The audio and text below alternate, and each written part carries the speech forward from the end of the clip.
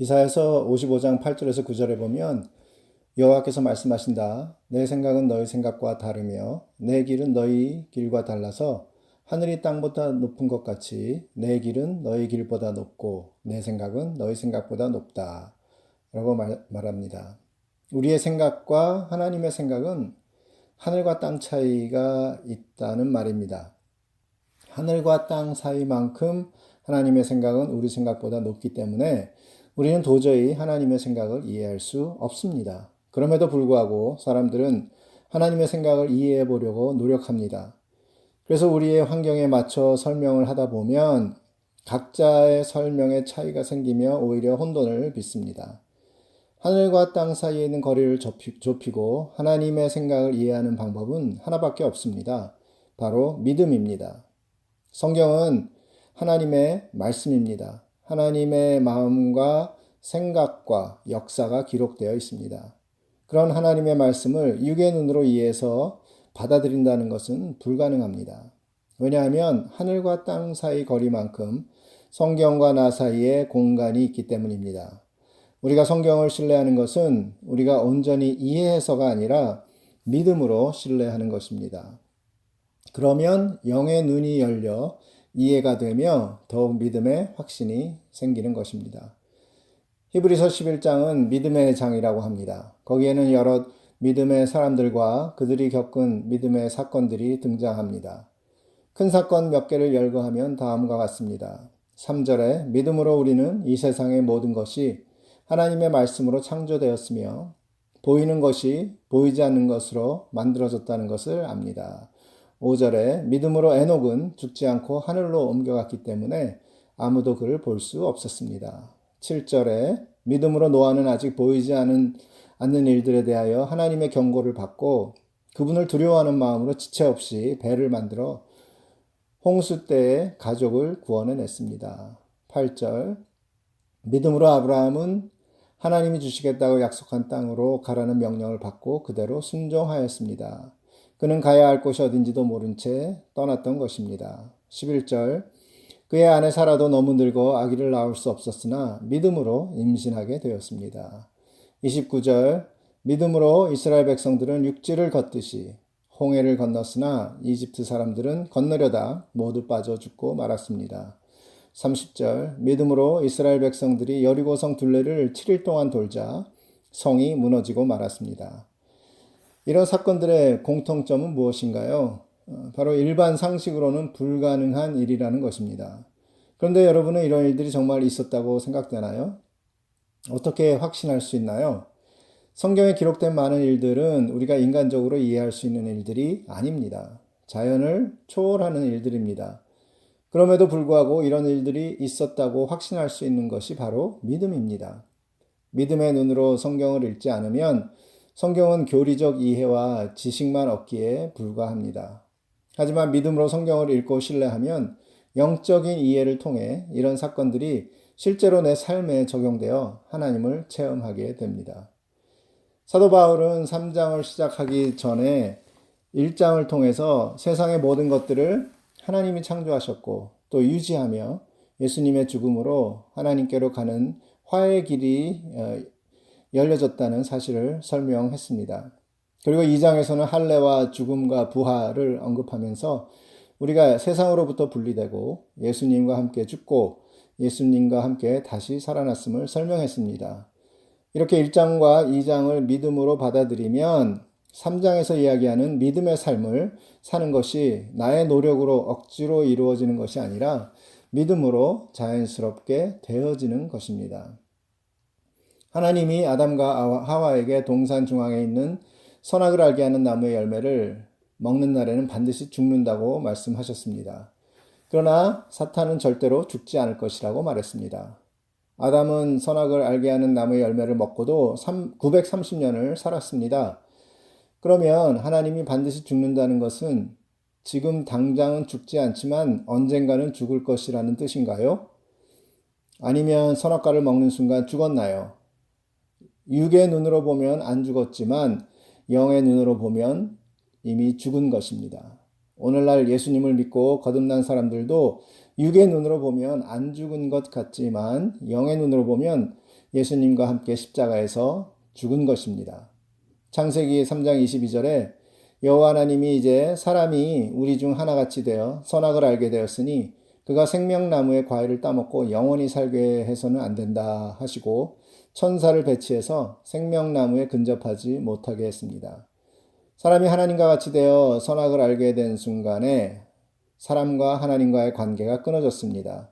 생명의 근원이신 하나님과의 관계가 끊어지고 사람이 스스로 선악을 판단하고 자기 양심에 따라 살아가는 것이 곧 하나님이 보시기에는 생명이 없는 죽은 삶인 것입니다. 아담과 하와 이후 모든 인류는 죄 가운데 태어났습니다. 다시 말해서 하나님이 보시기에 생명이 없는 죽은 사람으로 태어난 것입니다. 하지만 하나님께서는 그 죽은 인류 가운데 유대인을 선택해서 하나님의 백성으로 부르셨습니다. 그리고 그들에게 제사라는 예식을 통해서 짐승의 생명을 희생하면서 죄사함을 받을 수 있는 길을 열어주셨습니다. 하지만 그 죄사함은 반복적으로 드려야 할 임시적 방편이었습니다.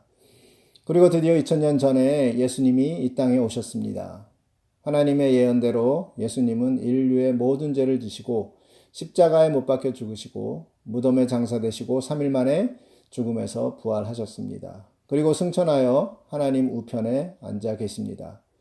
이 예수님의 피는 이 땅에 뿌려진 것이 아니라 하나님 나라에 있는 진짜 성소에 뿌려졌기 때문에 더 이상 반복적으로 뿌릴 필요 없이 단번에 영원한 구원을 이루셨습니다.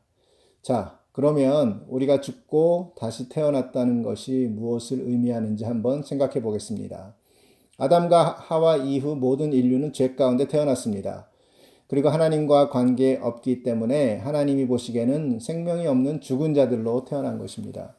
이렇게 죄 가운데 생명 없이 죽은 자들로 태어난 인간들은 나름대로 자신들 스스로 선악을 구별하고 자신들의 양심에 따라 살아왔습니다. 그러다가 하나님께서 그들의 마음을 열어 예수님을 보게 하셨습니다. 예수님을 믿는 순간 생명 없이 죽은 자로 태어난 나의 옛사람에게 생명이 주어집니다. 그래서 살아 있었던 것 같지만 사실 죽었던 우리가 그 죽었던 자신이 죽고 하나님과의 관계가 회복되면서 하나님께서 주시는 생명을 받아 살아난 것입니다. 그동안 예수님 없이 살아온 인생은 사실 죽은 인생이었다는 것을 깨닫게 되면서 우리는 쉽게 그 죽은 인생을 죽이고 새 생명을 받아 예수님과 함께 사는 것에 대해 전혀 문제가 없는 것입니다. 그런데 우리가 예수님을 만나기 전까지의 삶도 살아 있었다고 생각하기 때문에 그 옛사람을 죽이는 것이 어렵고 이해가 안 되는 것입니다. 하지만 지금까지 살아온 삶이 사실은 죄 가운데 죽은 삶이었고 소망이 없는 삶이었다는 사실을 인정하면 옛사람이 죽는 것이 어려운 것이 아니라 오히려 즐겁고 기쁜 경험이 될 것입니다. 이렇게 옛사람이 죽고 그리스도와 함께 다시 살려주심을 받은 사람들에게는 위에 있는 것들이 보이기 시작합니다. 그동안 땅만 쳐다보며 살았다면 이제는 참된 하늘나라 하나님의 보좌와 그 오른편에 앉아 계시는 예수님이 보이기 시작합니다. 그동안 세상의 염려와 자신의 욕심으로 살아왔다면 이제는 하늘에 있는 것을 생각하며 소망과 기쁨으로 살게 되는 것입니다.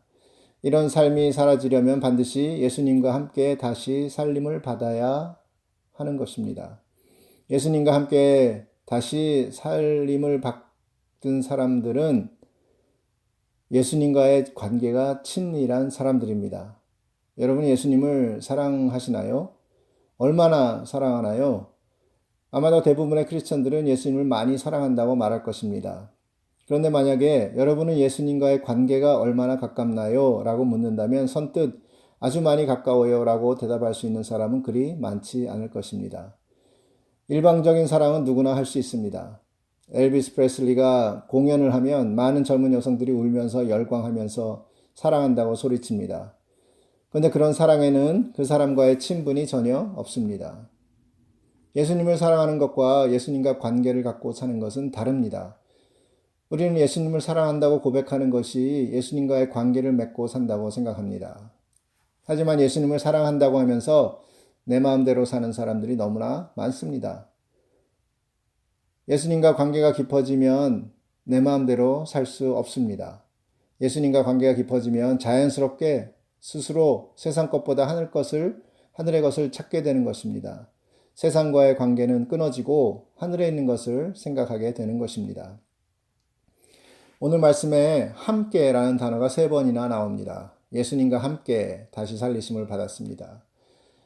예수님과 함께 우리의 생명이 하나님 안에 감춰져 있습니다. 예수님과 함께 영광 가운데 나타나게 됩니다. 이것이 부활의 신앙을 갖고 사는 사람들의 모습입니다. 내가 죽은 것도 예수님과 함께 십자가에서 죽었고, 내가 다시 산 것도 예수님과 함께 살았고, 현재 내가 살아가는 것도 예수님과 함께 살고 있고, 예수님의 재림 때에도 예수님과 함께 나타나게 되는 것입니다. 성경은 나의 옛사람이 죽었다고 말하는데, 내가 내 모습을 보면 아직 살아있는 것 같습니다. 지난 플로렌스 태풍이 샬롯을 지나갔을 때 우리 동네 뒤편에 있던 아주 큰 나무가 뿌리를 드러내고 쓰러졌습니다. 어마어마하게 큰 나무였습니다. 부분적으로 지금 작업은 하고 있지만 아직 완전히 처리되지 못한 채 쓰러져 있습니다. 그 나무는 쓰러진 후에도 한동안 이파리가 마치 살아있듯이 파릇했습니다. 그런데 사실 뿌리가 땅에서 뽑히는 순간 그 나무는 죽은 나무입니다. 아무리 아름답게 말을 포장해서 그 나무가 살아있다고 해도 그 나무는 죽은 나무입니다. 우리가 예수님을 믿음으로 죄에서 뽑혀 예수님 안에 심겨졌을 때에 죄에서 뽑히는 순간 우리는 죄에 대해 죽은 사람입니다. 아직 죄성이 파릇해 보여도 죽은 사람입니다. 그런 우리를 보고 죽지 않았다고 하면 그것은 거짓말입니다. 그리고 사탄은 그런 거짓말로 우리가 아직 살아있다고 이야기하면서 어떤 때는 죄의식을 심어주고 어떤 때는 내 판단이 옳다는 생각을 넣어줍니다. 하지만 아직 살아있다고 생각하는 나 자신은 이미 죽었고 혹시 살아있는 것 같이 보여도 뿌리 뽑힌 나무라는 것을 기억해야 합니다. 여기 보이는 이 화분의 꽃은 제가 지난 13년 동안 키워온 꽃입니다. 그런데 지금까지 한 번도 물을 준 적이 없습니다. 왜냐하면 이것은 가짜 화분이기 때문입니다. 가짜 꽃은 물이나 아무 영양분을 받지 않아도 변함없이 그대로 있습니다. 거기에는 생명이 없습니다. 예수님과 관계를 맺고 있는 사람들은 예수님이 공급하는 영양분을 받지 못하면 시들어집니다. 그런데 관계를 맺지 못한 사람들은 영적인 영양분을 받지 못해도 멀쩡합니다. 일방적으로 예수님을 사랑한다고 고백하지만 관계가 없기 때문에 아무런 영양분을 공급받지 못함에도 불구하고 스스로 영적이라고 생각합니다. 시들해지지도 않습니다. 하지만 관계가 분명한 사람들은 나의 잘잘못을 떠나서 공급되지 않는 영양분 때문에 시들해지는 것을 발견하고 다른 무엇보다도 예수님과의 관계의 중요성을 깨달아 지속적인 관계를 유지하는 것입니다. 기도와 성경 읽기, 예배를 통해서 예수님과의 관계가 깊어지고 영적인 영양분을 공급받습니다. 하지만 내가 영적으로 시들해지는 것은 내가 기도를 쉬거나 성경을 읽지 않거나 예배를 게을리했기 때문이 아니라 영적인 영양분을 공급받지 못하기 때문입니다. 다시 말해서 기도와 성경 읽기와 예배의 목적이 예수님과 만남으로 깊어지는 관계를 위해서가 아니라 어느새 형식과 방법론으로 변질되었기 때문입니다. 방법으로 만나려는 것이 바로 율법주의입니다. 이런 만남은 일회적인 것이지 영원할 수가 없습니다. 말씀 안 먹고 기도 안 해도 시퍼렇게 살아있다면 그것은 가짜입니다. 우리 교회에서 6번째 성경 통독을 하고 있습니다. 6번째가 되었기 때문에 자칫 우리는 형식에 빠질 수 있습니다. 성경을 읽고 빈칸을 채우면서 1년이 또 지나면 성경을 또 한 번 읽었다는 마음의 영적인 자신감을 갖게 될 수 있습니다. 하지만 중요한 것은 빈칸을 채우면서 내가 얼마나 예수님과 만났고 관계가 깊어졌느냐가 관건입니다. 그래서 이번 성경 통독 문제에는 마지막에 여러분이 한 주간 동안 읽고 은혜 받은 것을 적는 난이 있습니다. 여러분이 의무적으로 반드시 적어서 제출하라는 말이 아니라 그 난에 무언가를 적을 수 있어야 한다는 말입니다. 성경을 읽는 목적이 바로 예수님을 만나 관계가 깊어지는 데 있기 때문입니다. 나의 노력에는 한계가 있고 그 한계를 넘으면 지치고 시들어지게 되어 있습니다. 시들해진 영성을 다시 올려보겠다고 성경 읽고 큐티하고 기도하기 전에 먼저 예수님과의 관계를 확인해 보기 바랍니다. 나와 예수님과의 관계를 가로막고 있는 것이 무엇인지 발견할 수 있기 바랍니다. 하나님과 나 사이가 가로막혀 있는 이유는 나의 옛사람이 완전히 죽지 않았기 때문입니다. 왜냐하면 옛사람이 죽지 않으면 믿음을 행사할 수 없기 때문입니다. 내 생각, 내 경험, 내 계획이 남아있는 한 우리는 하나님을 전적으로 믿지 않습니다. 아직도 나를 의지합니다. 나 자신을 믿습니다. 히브리서 11장 6절에 믿음이 없이는 하나님을 기쁘시게 할 수 없습니다. 라고 말합니다. 나의 옛사람이 완전히 죽은 사람만이 온전한 믿음으로 살 수 있습니다. 그리고 그 믿음이 바로 영적인 영양분의 통로가 되는 것입니다. 내 믿음의 어느 한 부분이 꼬이지 않았는지 점검하시기 바랍니다.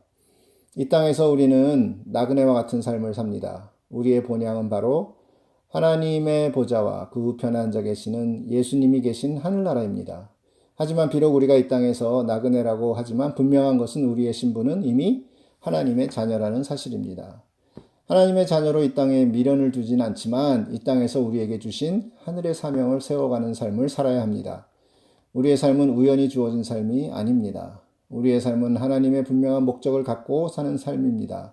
그 목적은 바로 참 복음을 세상에 전하고 빛과 생명 되신 예수님을 끝까지 전하는 것입니다. 여러분이 그리스도와 함께 다시 살려주심을 받았으면 위의 것을 찾으십시오. 거기는 그리스도께서 하나님의 오른편에 앉아 계시는 곳입니다. 여러분은 하늘에 있는 것을 생각하고 땅에 있는 것을 생각하지 마십시오. 이것은 여러분이 죽었고 여러분의 생명이 그리스도와 함께 하나님 안에 감추어져 있기 때문입니다. 예수님과 함께 영광 가운데 나타날 그날을 기대하며 오늘도 승리하는 저와 여러분 되시길 주님의 이름으로 축원합니다.